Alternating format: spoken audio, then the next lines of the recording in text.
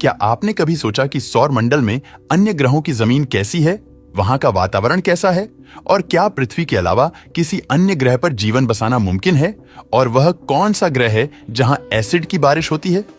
ऐसा जानलेवा। ये एसिड जिसकी एक बूंद इंसान के पूरे हाथ को जला सकती है। वहीं दो ग्रह ऐसे भी है जहां पानी की नहीं बल्कि डायमंड्स की बारिश होती है। आज हम सौर मंडल से जुड़े इन्हीं रहस्यों से पर्दा उठाएंगे और हमारे पड़ोसी ग्रहों के बारे में करीब से जानेंगे।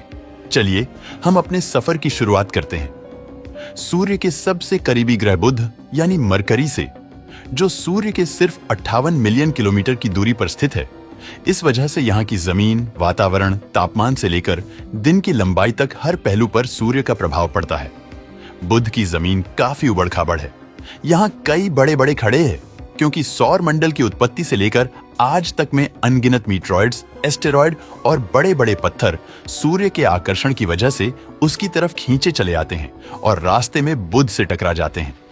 बुध ग्रह पर सूर्य की पकड़ काफी मजबूत है, जिस वजह से अपनी धरी पर नहीं घूम पाता और उसका एक हिस्सा हमेशा सूर्य की तरफ बना रहता है। जिस वजह से बुध का एक दिन पृथ्वी के 176 दिनों के बराबर होता है।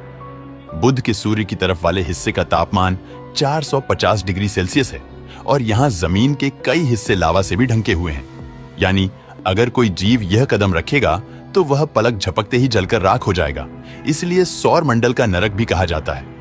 अब बात करें सौर मंडल के दूसरे ग्रह शुक्र यानी वीनस की, तो यहाँ की जमीन तो पृथ्वी की तरह ठोस है, लेकिन फिर भी वैज्ञानिक आज तक शुक्र की सतह को ठीक से नहीं देख पाए हैं, क्योंकि शुक्र के ग्रह में आसमान में करीब 30 किलोमीटर मोटे सल्फ्यूरिक एसिड के काले बादलों की परत मौजूद है, जिस कारण शुक्र ग्रह पर एसिड की बारिश होती है। ये वही एसिड है जिसे छूने मात्र से किसी भी जीव की त्वचा जल जाती है। इसलिए कोई भी इंसान शुक्र ग्रह पर कदम नहीं रख सकता। वहीं ये बादल इतने मोटे हैं कि शुक्र पर आई सूर्य की गर्मी को रिफ्लेक्ट होकर फिर अंतरिक्ष में नहीं जाने देते। वहीं शुक्र ग्रह के वातावरण का 20% हिस्सा कार्बन डाइऑक्साइड से बना हुआ है, जो कि ग्रीन हाउस इफेक्ट पैदा करता है। साथ ही यहाँ 20 किलोमीटर से बड़े 1000 से ज्यादा ज्वालामुखियां हैं जो एक्टिव हैं। इसके अलावा जो आए दिन गर्मा गर्म लावा छोड़कर उसे बाहर फेंकती रहती है और शुक्र की 60% जमीन गर्म लावे के साथ ढके हुई है।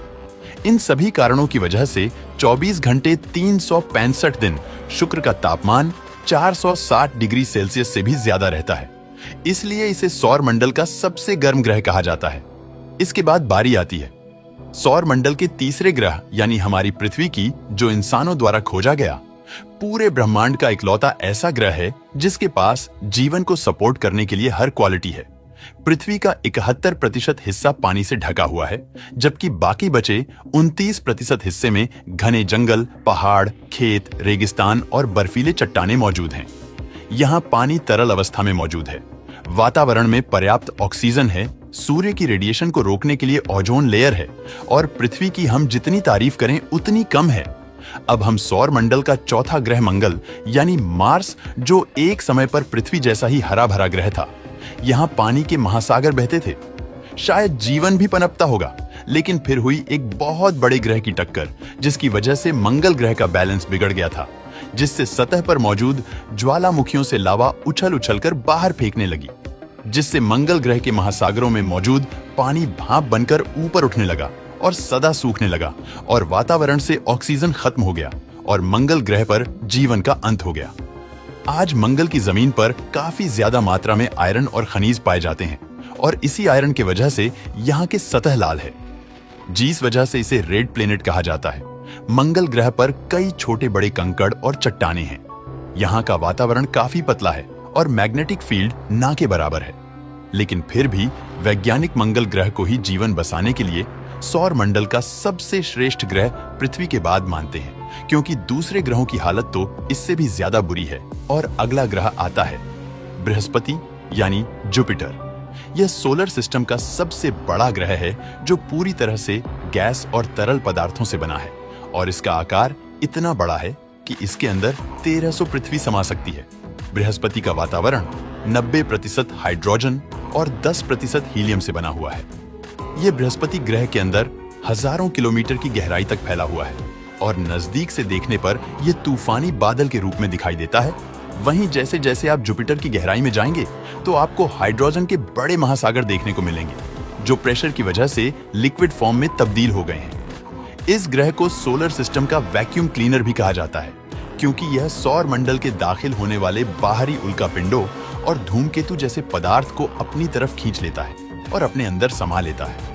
बृहस्पति के बाद सोलर सिस्टम का छठा ग्रह है शनि यानी सैटर्न। ये भी जुपिटर की तरह गैस जायंट है।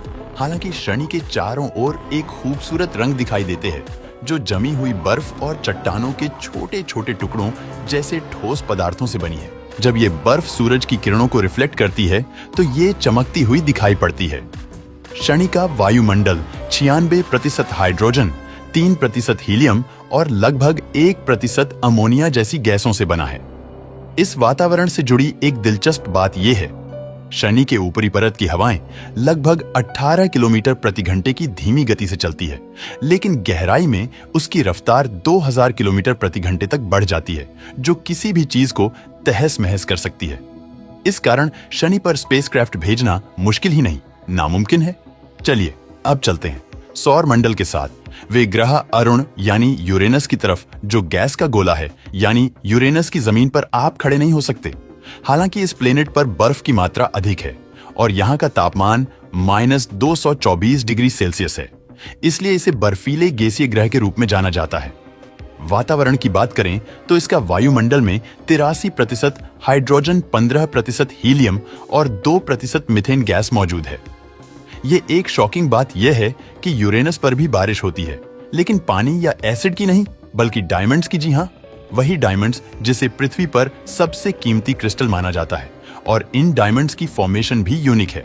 दरअसल यहाँ के वातावरण में तापमान और दबाव दोनों ज्यादा है और इसके कार्बन एटम को क्रश करके डायमंड बनाने की क्षमता है, जिस वजह से डायमंड्स की बारिश होती है।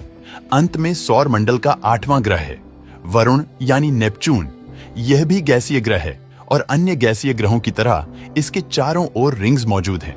हालांकि ये छल्ले बहुत पतले और धुंधले होते हैं, जिसे देखना मुश्किल हो जाता है। नेपच्यून के वायुमंडल में 74% हाइड्रोजन, 25% हीलियम और लगभग 1% मीथेन गैस है। इसके मंडल में बर्फीले बादल भी होते हैं और इसकी कोई ठोस सतह नहीं है, नीले रंग का दिखाई देता है और यहाँ हवाएं लगभग 2000 किलोमीटर प्रति घंटे की रफ्तार से चलती है और यहाँ भी डायमंड की बारिश होती है।